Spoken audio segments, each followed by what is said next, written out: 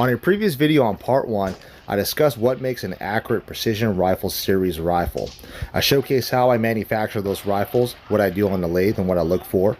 But what better way to showcase what PRS is all about and what gear works than to attend the world's biggest PRS match, the Bushnell Gap Grind 2022.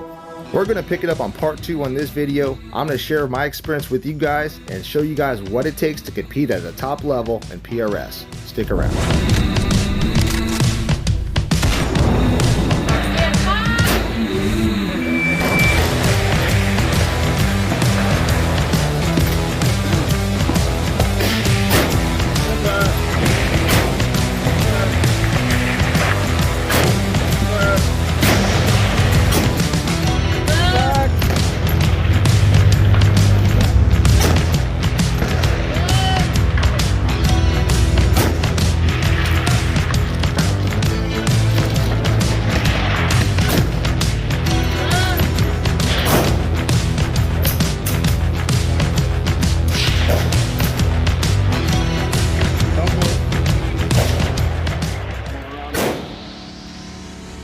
So I traveled all the way from Arizona to Finger, Tennessee to attend this match with some of my best friends that are super friendly. Again, friendly. We'll fix this. Anyways, this match is held at K&M Shooting Complex. The K&M Shooting Complex is top venue. We're talking the best shooting place I've ever been to. So the Gap Grind being held here, obviously you're competing with the best of the nation.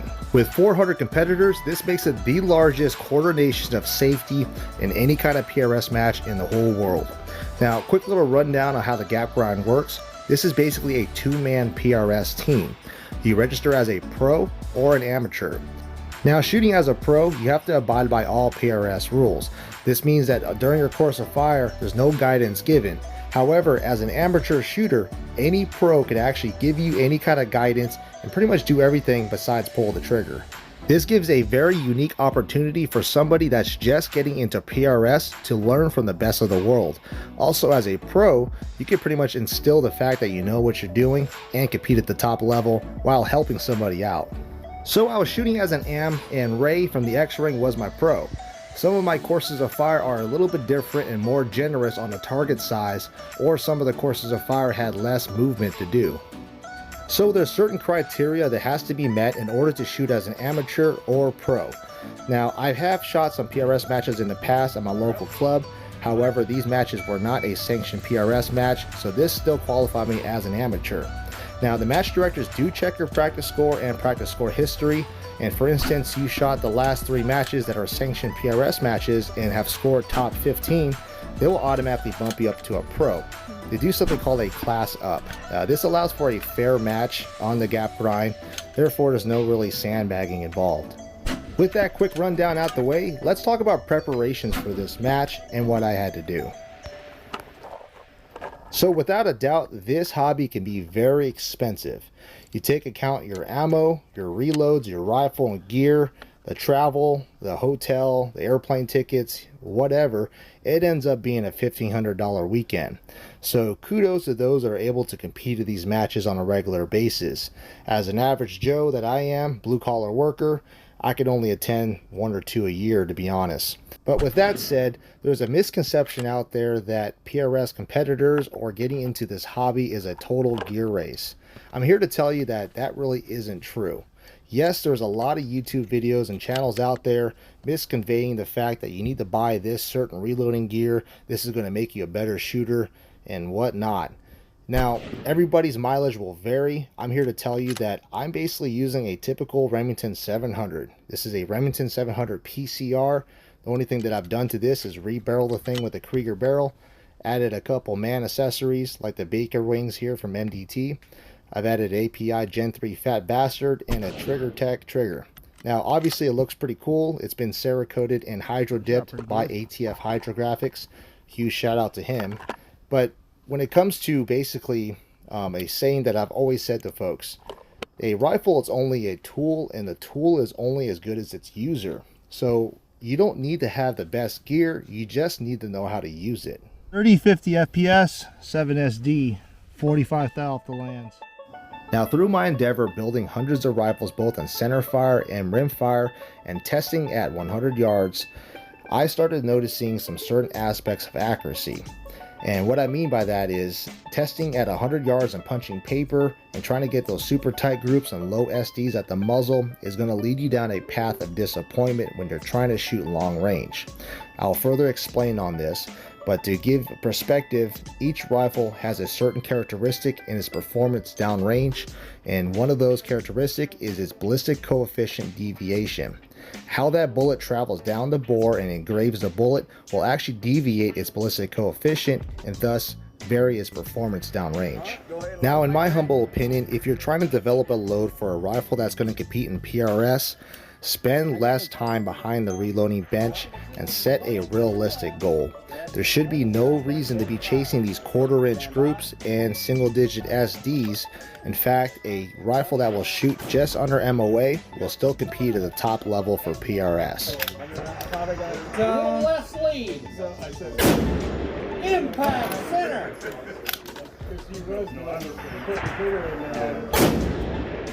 Just under.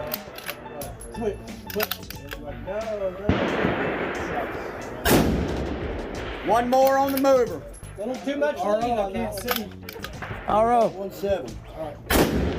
Impact Go to center. target 1. 56 seconds left. Plenty of time. Plenty time.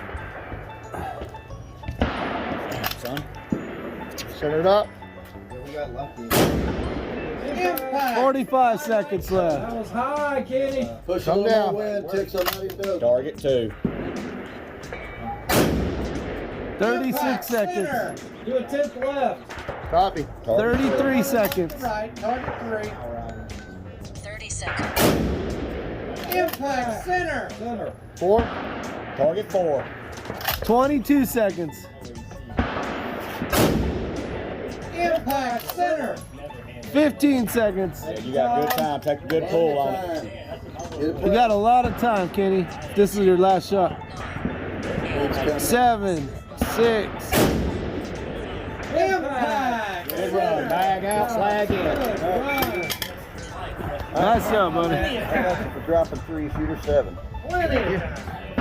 So when I'm developing a load for my competition rifle, here's some of the standards and realistic goals that I set for myself and my rifle. Number 1, can it hold MOA accuracy all the way out to 1,000 yards? If not, at what distance does it start to fall apart? Number 2, at what yardage does my spin drift come into play, and how much do I need to hold for that? Number 3, what is the wind hold at full value wind for this rifle and this load? At 10 miles an hour or 50 miles an hour, what is my wind value for that load? Number 4, is this hand load developed stable? And what I mean by that is, does it vary in accuracy when temperatures are lower or higher? Does the velocity increase? How wide is my node, and what's my margin of error? And number 5, is my recoil mitigated enough to where I could actually spot my impact and misses if need be? So when folks look at my reloading setup, I bet they're wondering, where is your Area 419 zero press? Do you use an amp annealer, or where's your Primal Rights primer seeder? I personally do not own any of those, and I have zero issues holding a half-inch group or single-digit SDs. Now, the secret to all of this, and I'm going to tell you guys what it is. Reloading isn't super hard. The basis of your reloads to get consistent accuracy starts with this. And I'm not saying this just because I'm a riflesmith. I'm saying this from experience. Every time I put a quality barrel on with a good chamber, with a good reloading die that's either matched to the chamber or sized correctly brass, I've always had really consistent results. My reloads are wider on the accuracy node, I have more accuracy nodes, and I have better barrel life. So a barrel that's done correctly should be viewed as an expendable item, just like your reloads. The one thing that you can't get back, other than your expended reloads and your reloading components, is time. I see a lot of folks spending a lot of time paper punching 100 yards trying to figure out what their rifle really likes. Again, these components are super expensive. Talking about an 8-pound jug of, let's say, H4350. Today's cost, $360 shipped to your door. How about a box of bullets? Let's, for instance, Burger Hybrids 105s. These are super hard to find. At a 500 pack, you're roughly 68 cents a bullet sometimes.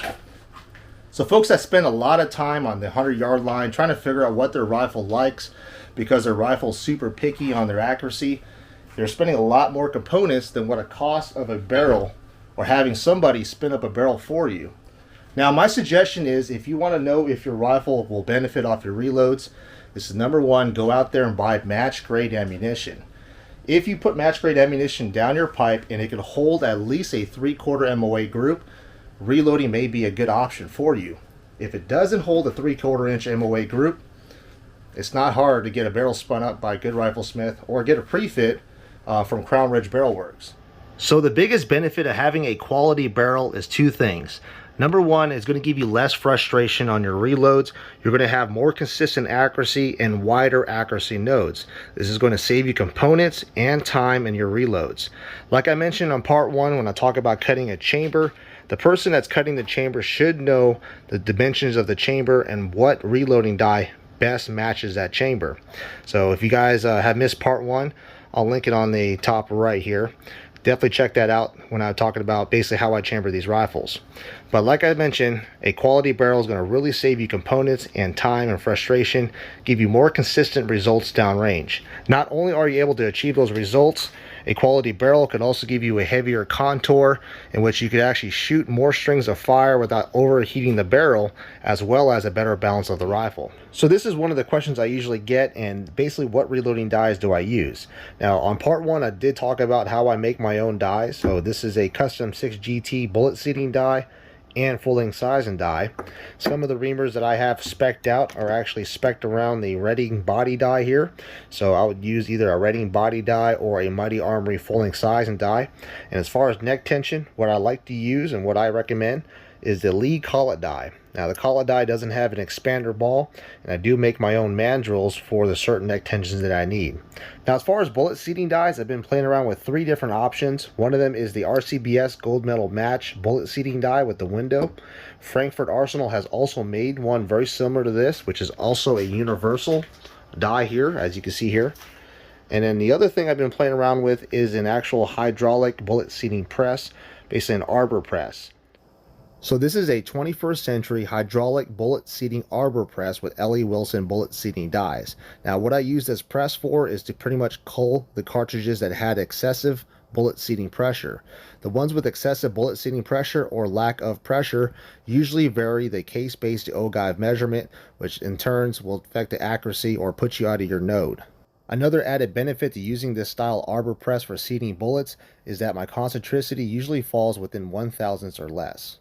So that's a quick summary on my reloading setup. Mr. Rick. What's up, Mr. Kennedy? Glad to be here with you. What? I'm glad to be here with you. Yeah. Shooting well, buddy. You're shooting well. You're doing all right. Skittles right there. In the hole. Desert Precision Gun Works. Yes, sir. Skittles 1.0. The original. The original. So let's switch gears and talk about the competition shooter's mindset and recoil mitigation. Now the top competitors, when I notice them shoot, they are very calculated on their moves, and their first round that they usually send down pipe is usually very, very solid. They really take their time to make sure that the first round is centered up. The points you'll gather on your course of fire really determine how well you can center up your first round shot, or if need be, make adjustments. Usually the targets go from large to small, so if you're not centered up, you're going to start missing later on down the course. So notice the buttstock placement on his back and how little recoil this rifle has. Right. Got something in the middle. And more left. Good.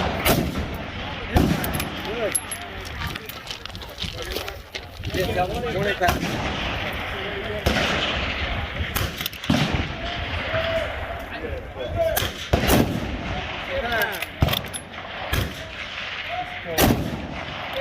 Good. Same hole. Nice. Good move. You got 38 seconds. You got plenty of time. Good. Good. Good. So you can see me grabbing the MDT Baker wings and help driving the rifle forward.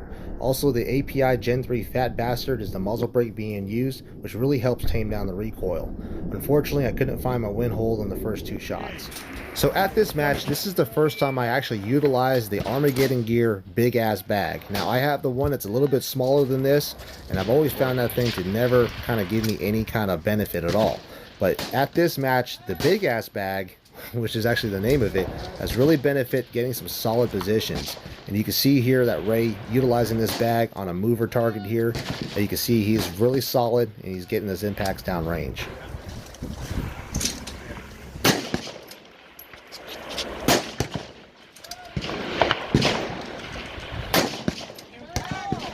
So here's another course of fire called Rocks on the Hill. Huge shout out and thank you to Gary L for providing the footage. This one isn't too difficult, basically 5 different positions, 2 rounds each, 12-inch square at 455 yards. Now I'm utilizing the big ass bag and the gray ops plate, and you can see how well it worked out here. I don't know how you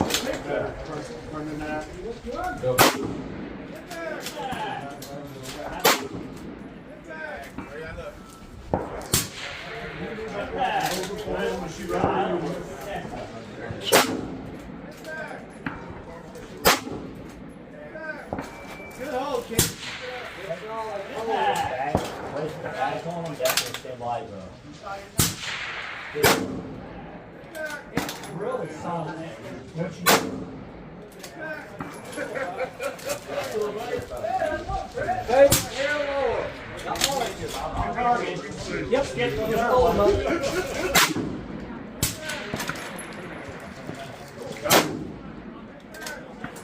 down in front. Hey, sir. Take your time, Kenny. You got plenty of time. Get it clean.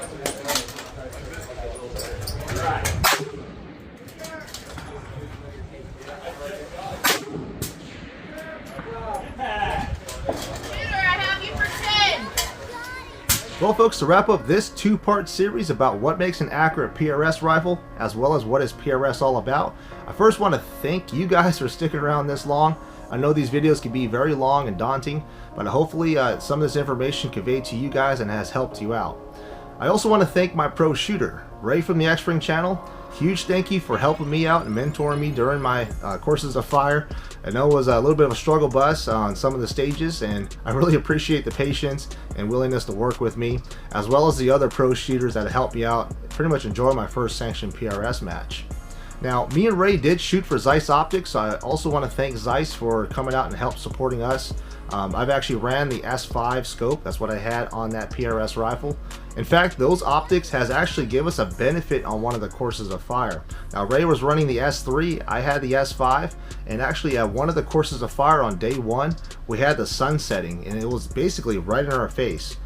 They actually halted the course of fire and actually called the match director because no one was able to see the targets. Well, they were basically complaining that they couldn't see at all. Like I said, the sun was setting, so the sun was right in our face. But for some reason, me and Ray looked over and kind of smirked, and we're like, hey, we can see those targets. I mean, at least for us we can, but we didn't say nothing. So there's definitely a huge benefit for having a quality optic. Zeiss S5 and S3, I could definitely recommend those scopes. Those things have performed very well for this match, and I could tell you right now that whatever they're doing on the coatings, on the optical clarity, it is freaking top notch. That scope, I can highly recommend it. I know it's expensive, but if you're going to spend anything and basically save up for anything on your rifle, I'm one to tell you right now, coming from somebody that has shot $30 scopes out to a mile, don't skimp on optics. Now, definitely save up your money, and that's where your money should go, should be the optic.